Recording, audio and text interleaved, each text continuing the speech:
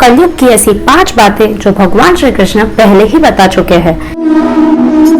एक बार पांचों पांडव भगवान श्री कृष्ण से कलयुग की कथाएं पूछते हैं और तब भगवान श्री कृष्ण उन पांचों को वन में भेजते हैं और कहते हैं कि तुम वन में जो भी देखो मुझे आकर बताना।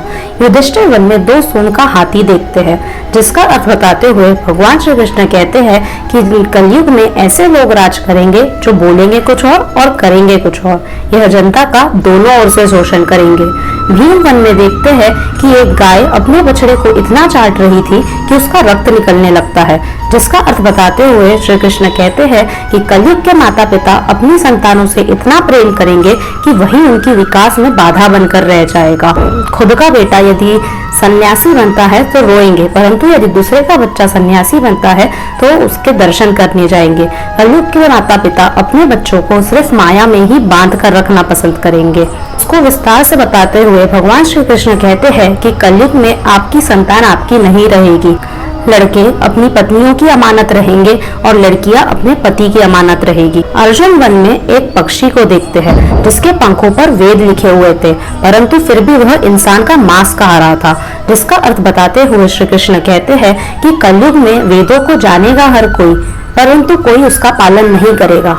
चाहे कितना ही बड़ा इंसान क्यों ना रहे, उसकी नीयत हमेशा ही अपने करीबी की मौत पर रहेगी कि कब वह मरे और वह उसकी जमीन जायदाद खुद के पास रख सके। नकुल वन में देखते हैं कि एक बड़ी सी चट्टान ऊपर से गिरकर आ रही थी, जिसे बड़े से बड़े वृक्ष भी नहीं रोक पाए, परंतु एक छोटा सा पौधा उस चट्टान को रोक लिया। इसका अर्थ बताते हुए भगवान श्री कृष्ण कहते हैं कि कलयुग में मनुष्य की बुद्धि क्षीण होगी, उसका जीवन पतन होगा, जिसे धन दौलत रूपी बड़े बड़े वृक्ष भी नहीं रोक पाएंगे, परंतु हरि नाम का कीर्तन उसे ऐसे ही रोक लेगा। सहदेव वन में अनेकों कुओं को देखते हैं, परंतु बीच का कुआं एकदम ही गहरा और खाली रहता है, जिसका अर्थ बताते हुए भगवान श्री कृष्ण कहते हैं कि कलयुग के लोग अपनी शादी एकदम ही आलीशान ढंग से करेंगे, उसमें करोड़ों रुपए खर्च करेंगे, परंतु यदि उनके घर के पास में ही कहीं गरीब रह रहा है तो उसे खाना नहीं देंगे। खुद के जन्मदिन और त्योहारों में ही खर्चा किया करेंगे, परंतु किसी की भी मदद नहीं करेंगे।